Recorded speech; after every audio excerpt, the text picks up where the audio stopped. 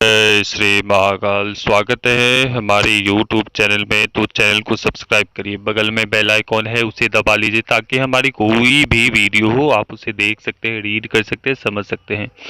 तो आज हम धूम्र पिशाच के बारे में बताने के लिए हम आए हैं आप सभी के समक्ष। तो किस प्रकार का ये धूम्र पिशाच है ये आप समझ लो। एक जड़ी आता है, उसके उस जड़ी के पौधे होते हैं, वो आपको पुष्प प्राप्त करने हैं। वो मैं आपको वीडियो में दिखा दूंगा कि किस प्रकार की जड़ी है ये। उसके पुष्प प्राप्त करने हैं, उसकी जड़ प्राप्त करनी है और फिर उसके ऊपर क्रिया की जाएगी। यह 7 दिवसीय यह पिशाच क्रिया है। 7 दिवसीय पिशाच क्रिया है। इसमें आपको सामान की आवश्यकता होगी, एक आसन की आवश्यकता होगी, दूसरा एक कील की आवश्यकता होगी, 5 प्रकार के मिठाई की आवश्यकता होगी, थोड़ी सी शराब की आवश्यकता होगी और कलेजी की आवश्यकता होगी। और इसमें चाहिए होंगे थोड़ी सी सरसों और चावल। चावल बिना बॉयल किया हुआ चावल होना चाहिए, तभी वो सिद्ध हो पाएंगे। उसके लिए विशेष तौर पर वो किया जाता है कि एक क्रिया की जाती है। तो इसलिए मुख्य बात यह है कि किसी भी साधना में आपको संयम और धैर्य बनाकर रखना चाहिए। इस प्रकार से जल्दबाजी में कोई भी साधना ना करें और कोई भी इच्छा रख के साधना ना करें कि हमें सिद्ध हो जाएंगे और सिद्ध होने के बाद मैं दुनिया का पहाड़ उठा लूँगा, ये या इतने सारा धन मंगा लूँगा, ये मंगा लूँगा, वो मंगा लूँगा। तो इसकी इच्छा मत करिए। कोई भी साधना करते हैं, मेरा वही उद्देश्य होता है कि सबसे पहले कोई भी साधना साधक सिद्ध करे, उसके पश्चात ही कोई कामना रखे मन में। क्योंकि कोई भी साधक शक्ति को जब धारण करता है, सिद्ध होते हैं, तो बिना इच्छा के। और शक्ति भी जानना चाहती है क्या मैं जिसके पास जा रहा हूँ क्या वो सदाचारी है, क्या वो अच्छा है, क्या वह बुरा है। क्योंकि देखो, इस योनि में सभी व्यक्ति सभी शक्तियां चाहती है कि हम मानव की योनि प्राप्त करें और मानव योनि प्राप्त करके मानव रूप में आके वह अपना कोई भी कार्य कर सकते हैं। जैसे कि अपना सदमार्ग की ओर जाना। इस भूमंडल से इस तीनों लोग, सातों लोग जो भी हैं, उन सभी लोगों से वो आजाद होना चाहते हैं और जिस तत्व से वो निकले हैं उस तत्व में विलीन होने की सभी की परम इच्छा होती है। ठीक है, हम ये नहीं चाहेंगे कि बार बार हमारा जीवन मनुष्य योनि में हो, किसी शक्ति की योनि में हो, कीड़े मकोड़े में हो, कुत्ते वगैरह में हो। ठीक है ना। तो हम ये नहीं चाहेंगे। हम चाहेंगे कि हम इस सभी मायाओं से छूटकर और उस परम तत्व में विलीन हो जाएं। उसे हम मुक्ति कहते हैं। ठीक है।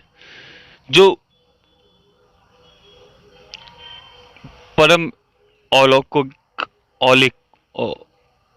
अलौकिकता उसमें होती है।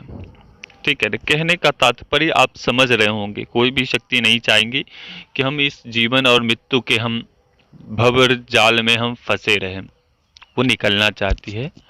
तो मानव के द्वारा ही संभव हो पाता है। जब वो सिद्ध होंगे तो उनसे काम करवाएंगे। जब वो कर्म अच्छा करेंगे, उनके द्वारा तांत्रिक या कोई भी व्यक्ति अच्छा कार्य करवाएगा तो ही मुक्ति के द्वार उनके लिए प्रशस्त हो जाते हैं, खुल जाते हैं। इसमें कोई दो राय नहीं है। क्योंकि आपके साथ किया हुआ कर्म ही आपके साथ जाता है। ना कुछ कोई व्यक्ति ना धन लेकर जाता है, ना कोई कुछ लेकर जाता। आपका किया हुआ कर्म ही आपके साथ जाता है। इस बात का ध्यान रखें।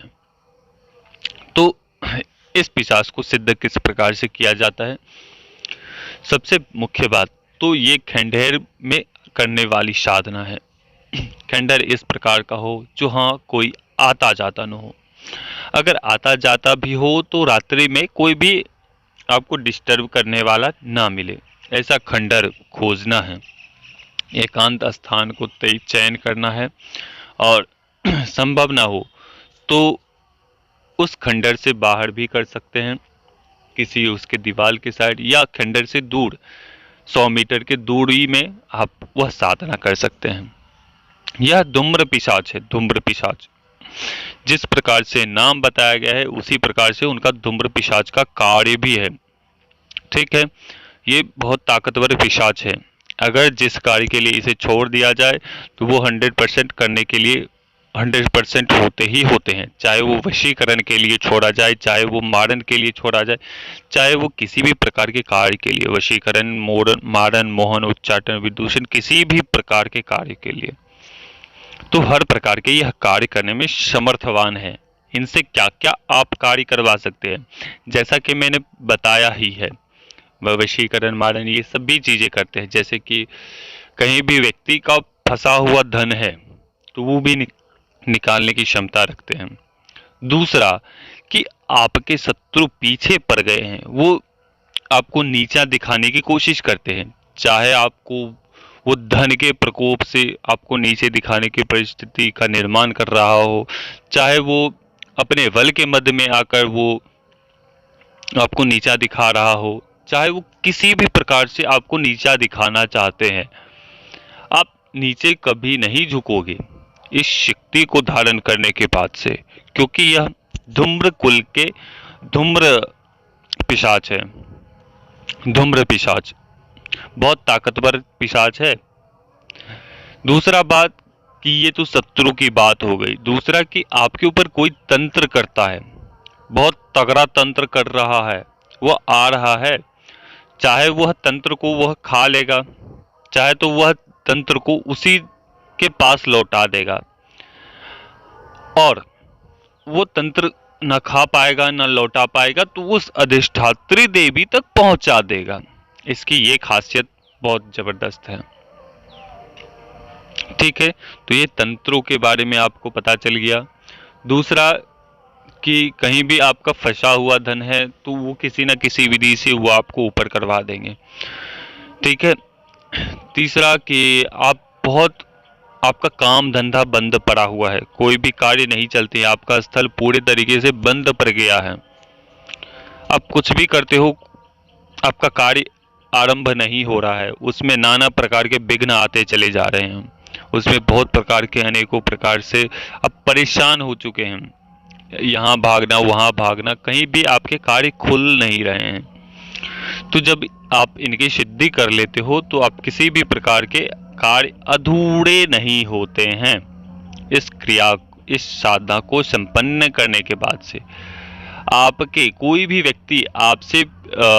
व्यक्ति किसी भी प्रकार से पीड़ित हो, चाहे वो ऊपरी बाधा से हो, चाहे वो किसी तंत्र बाधा से हो, चाहे वो किसी भी प्रकार से बाधा में है, बीमारी घेरे हुए है, बहुत प्रकार से वो घिर चुका है व्यक्ति, तो अगर वो व्यक्ति उसके ऊपर यह उन पिशाच को अपना कार्य करने के लिए बोल दिया जाए तो वो कुछ ही समय में वो अपना कार्य आरंभ कर देते हैं। कुछ ही समय के पश्चात वो अपना कार्य प्रारंभ कर देते हैं और कुछ ही दिनों में देखोगे कि वह पूरे तरीके स्वस्थ और अच्छा हो जाएगा। किन्हीं को दवाई नहीं लगता है, दवाई बार बार खाता है, वो दवाई नहीं लगता है, बहुत सारे कारण हैं। अनेकों प्रकार के जड़ियों के बारे में बताएंगे, अनेकों प्रकार के विषयों के बारे में बताएंगे, शक्तियों के बारे में बताएंगे, सम्मोहिनी तिलक के बारे में बताएंगे कि अगर वह तिलक कोई भी व्यक्ति लगाता है, उनके द्वारा बताए गई तिलक को करता है, लगाता है, तो पूरे समाज जहाँ जहाँ भी व्यक्ति वो जाएगा वहाँ के सभी लोग सम्मोहित होंगे, मोहित होंगे, आकर्षित होंगे उनसे। तो इस प्रकार की यह शक्ति है पिशाच, धूम्र पिशाच की शक्ति।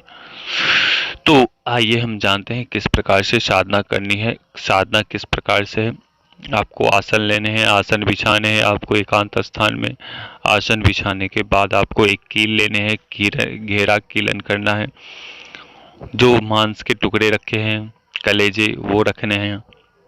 शराब लेनी है, सिगरेट की एक डब्बी लेनी है, और ये सब देकर फिर आप अपनी साधना को आरंभ करिए।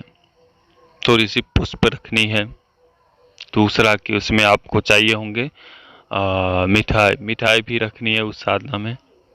और मिठाई आपको लेनी है, कोई भी मिठाई ले सकते हैं, ठीक है ना। मेवे से बने हुए कोई भी मिठाई ले सकते हैं, दूध से बनी कोई भी मिठाई ले सकते हैं। खीर वगैरह छोड़कर, खीर सब छोड़कर, जैसे पेड़े हो गए, मेवे की मिठाई हो गई, तो ये सब आपको लेने होंगे। और इस प्रकार से अपनी साधना को संपन्न कर सकते हैं। जब वह शक्ति दूसरे पहले दिन करेंगे तो ही अनुभव हो जाएंगे कि क्या किस प्रकार की साधना आप कर रहे हैं। फिर दूसरे, तीसरे, चौथे दिन, पांचवें दिन, छठे दिन और सातवें दिन वो आपके सामने प्रत्यक्ष आ जाते हैं। जब वह आएंगे तो उसकी आपको पुष्प और जड़ी की प्राप्ति बोलेंगे कि यह पुष्प और जड़ी मुझे दे दो, अगर नहीं देते हो तो मैं तुम्हें खत्म कर दूंगा, मार दूंगा, ये सब बोलेंगे आपको। तो भयभीत नहीं होना है, डरना नहीं है। उन्हें बोलना है कि हम आपसे मित्रता करने के लिए आए हैं और इसके भेंट स्वरूप मैं आपकी निशानी कुछ लेना चाहता हूं आपसे, कुछ ऐसे बहुमूल्य, इसके बदले हम चाहते हैं आपसे कि कुछ हमें प्राप्त हो आपके द्वारा, ताकि हम आपसे संपर्क स्थापित कर सके और आपसे बात कर सके, आपसे संपर्क साध सकें। तो इस प्रकार से वो कर सकते हैं। दूसरी बात, जब भी आप इस प्रकार की साधना करें तो गुरु मुख से, गुरु के द्वारा ही करें यह साधना। तो अभी तक के लिए जय श्री महाकाल, जय महाकाली, जय मां मशानी।